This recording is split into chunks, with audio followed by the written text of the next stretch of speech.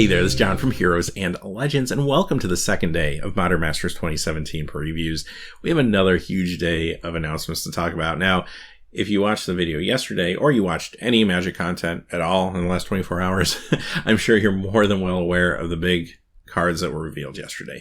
I mean, we saw enemy colored fetch lands at rare, we saw damnation at rare, we saw Goblin Guide show up, we saw Restoration Angel. I mean, it was a big day. Today we have a lot of cards to talk about, more than 20, so I do want to get started. As you can see from the title screen, we got some more big ones. Maybe one a little controversial. We'll talk more about that in just a second. Now, if you check out the description below, there's a couple ways to help support the channel. First off, you'll find the Amazon affiliate store links. And if you make any purchases on Amazon from any seller via those links, a small percentage will come back to help support the channel. That really goes a long way. And I do want to take a moment to say thank you to all the folks that pre-ordered their Modern Masters 2017 booster boxes through those links. I can't tell you how much that helps. So thank you. Thank you so much for considering that. Even anyone who's looking for booster boxes, they are still available. However, I must warn you, they are more expensive than they were yesterday. As you could imagine, with all the news, they are going up quite quickly. Last I checked Amazon, the prices were about $207 after shipping, and it has been going up and down a little bit, but it seems like they're sticking around the 210 mark. I have seen some boxes go for around 200 at places here and there, but 210, 215 seems to be where they're starting to land right now.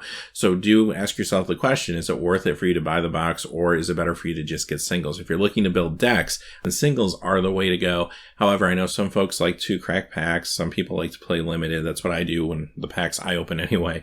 So in that case, then a booster box might make sense, but be careful because prices are starting to go up pretty quickly on those. All right, another way to help support us, of course, is Patreon. You'll also find a link to that down there, and there's some details where you can find how to get this exclusive Heroes and Legends Angel full art, classic art token, like you see on the screen. And without any further ado, we got a lot of cards to talk about, so I want to get into them pretty quick. And we're going to start off with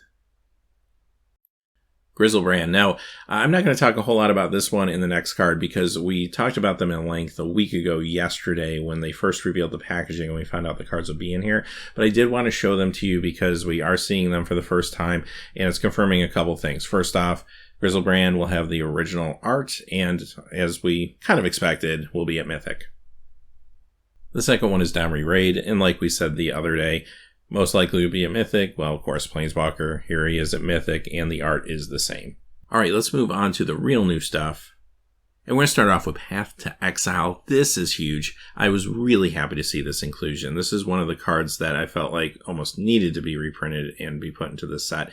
One of the big issues with Modern Masters 2015 was the fact that the uncommons and commons, but really the uncommons, were low value cards and not very exciting cards. And a lot of times cards you couldn't turn around and use for anything after you played limited with them. And that was a big issue. The first Modern Masters was super successful because it had amazing uncommons like this one, Path to Exile. This was in the first Modern Masters, not in the second one.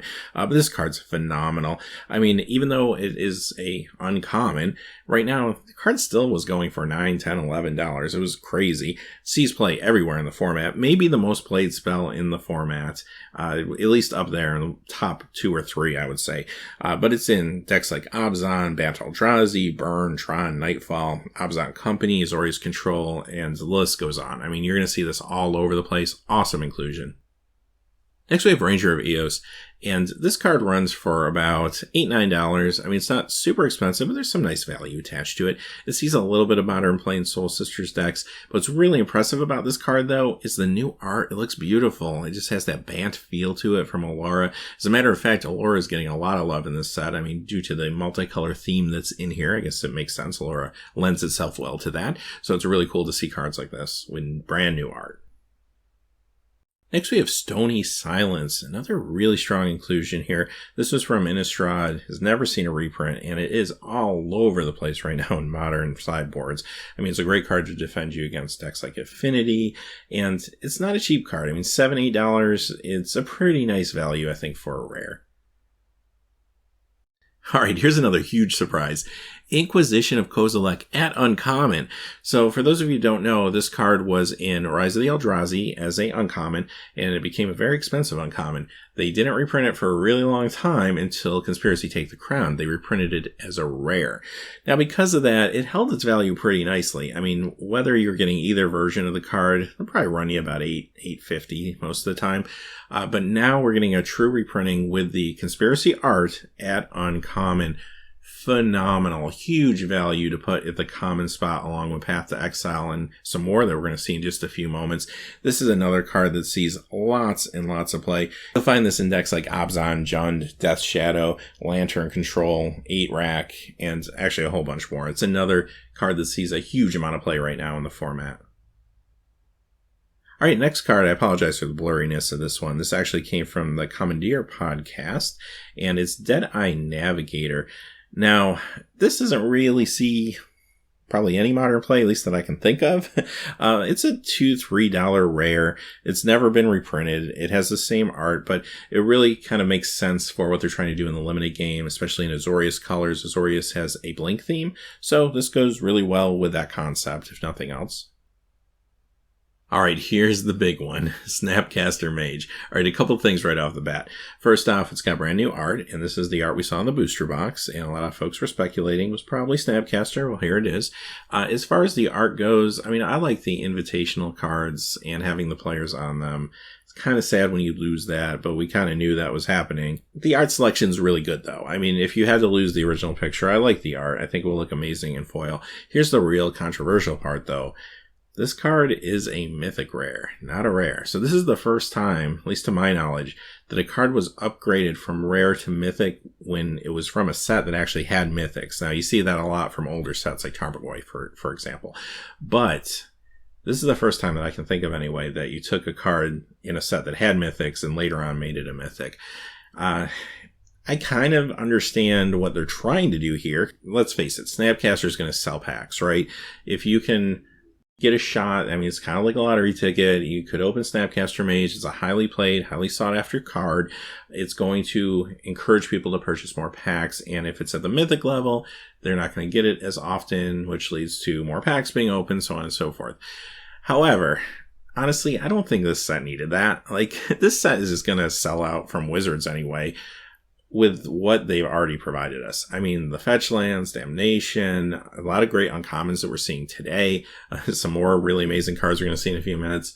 I mean, they're giving us a lot of really, really good stuff in the set. I don't think they needed to do that. And I don't think that Snapcaster Mage is any issue in the limited game. Now, granted, I haven't tested the set, but I don't think it's going to create an issue at limited at rare, quite honestly. I just don't see that happening because I do think the power level of the set seems high enough that that shouldn't be an issue. So I don't know if I can get on board with that. I much would have rather have seen this at rare. Having said that, though, the card itself, of course, is amazing. I mean, right now it's about a $40 card, and it sees playing a lot of places. Grixis Delver decks, Azorius Control decks, Scapeshift. It's a big part of Legacy and Vintage, too. It's part of the Miracles deck in Legacy, which has been a huge portion of the field for a while now. So it's a great inclusion. I just kind of wish we saw it at rare. Temporal Mastery. It's another mythic, and that doesn't really surprise me. I've gotten to the point I take for granted that nowadays anything that says take an extra turn after this one is going to show up at mythic regardless of everything else, and that just kind of is what it is. The value of this card, not super high for a mythic. It's kind of like Domri, like $8-9. It could be worse, I suppose, but it's not super high like, say, Snapcaster that we saw just a second ago.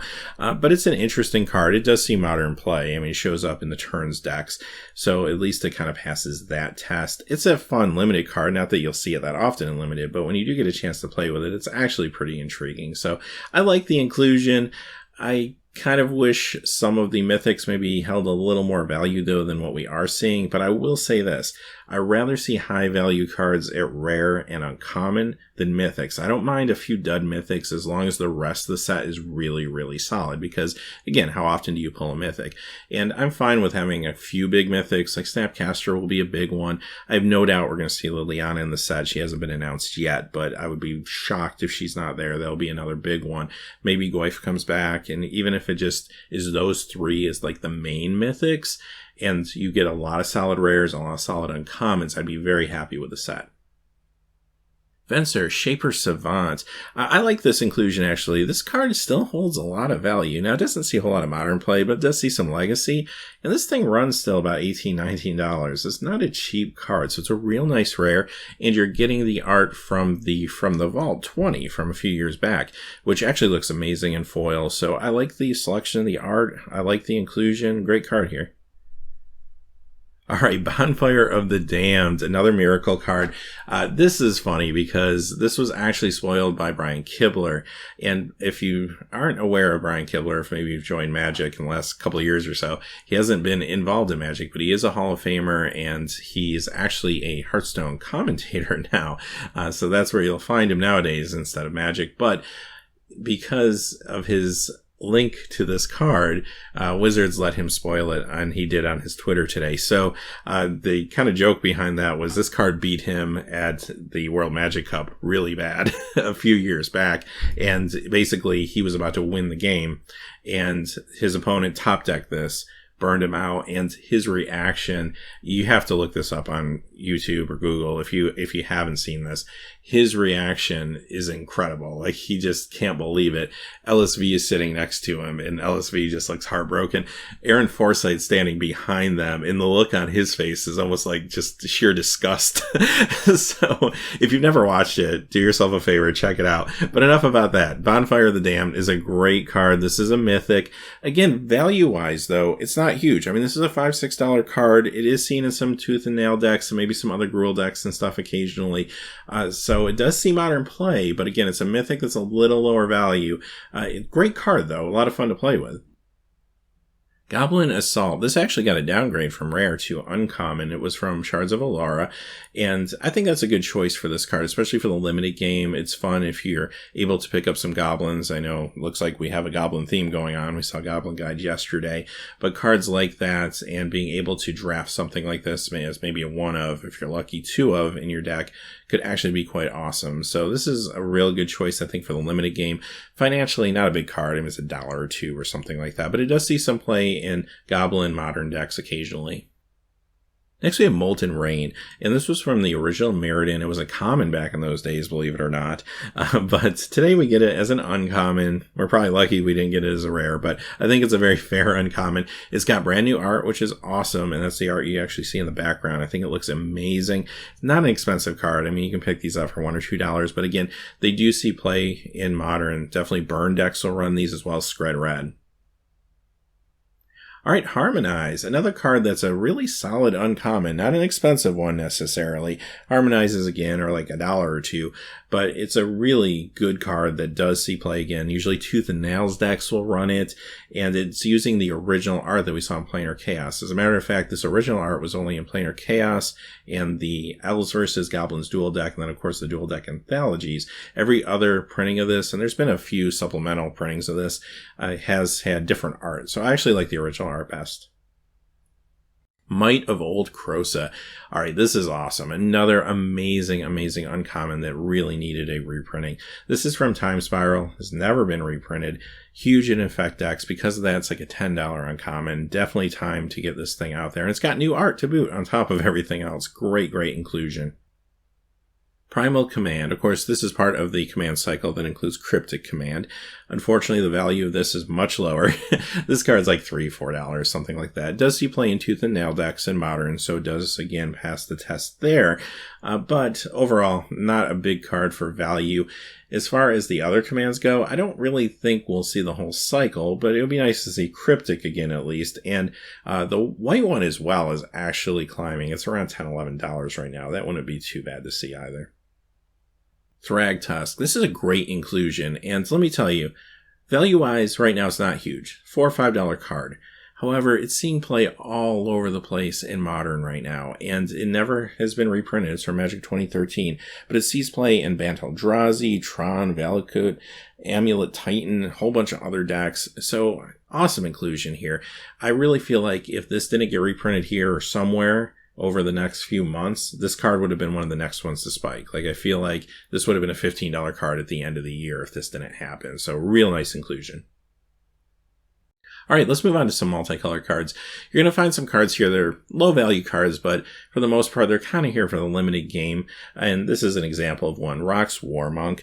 It's a very cheap card. I mean, you can get this thing for pennies. There's absolutely no value here, but it does see a tad bit of play in Modern, believe it or not, sometimes in like the Bant Spirit decks, which is kind of a new build you're starting to see show up every once in a while. It's not a tier 1 deck or anything, but at the same time, at least it gets a little bit of play. Not too much more to say about it. So Drax's Spectre, kind of the same story here, although I can't think of a deck that this sees play in. It's about a 50-cent card, and it's, again, here for the limited game. Rakdos is going to have Unearth be one of their main mechanics, so kind of makes sense. Sprouting Thragtusk, another real cheap card, again, under $1, very, very cheap, but again, at least it does see some Modern play. It shows up in some Jund decks. Terminate with some new art. So we got a Japanese language spoiler of Terminate, and the art looks actually pretty striking. I think it's supposed to be the Sun Titan getting knocked over or something, which actually looks awesome. Now, this did get an upgrade from common to uncommon, which no surprise really, right, for a spell like this. But what's really nice is, even though, again, this isn't a high value card, it's $1, $2, but again, it sees tons of play in Modern. Another card that if it didn't get a reprint, it would go up in price. And you know what? What better way to do this? Reprint the card. I mean, make it uncommon. I know you kind of have to do that. It was a common in Alara Reborn, right? That was a long time ago. But go ahead, reprint it. Give us brand new art that's striking like that. That's a great way to make sure you have a common or uncommon that doesn't continue to climb in value, but at the same time gives players something interesting and fun with the new art. So I like that. Great direction. Tower Gargoyle. Okay, another one of those limited cards. Under $1, but again, just there for the limited game. Vanish into Memory. Again, it's there for a limited. Not too much to say about it. This is another card that's just pennies, really, but it plays along with the Azorius theme of Blink. Blinkie Doctor. Yet another card. Sometimes shows up in Zoo decks, though, I will say. But other than that, again, very, very cheap card. Another one that's under $1.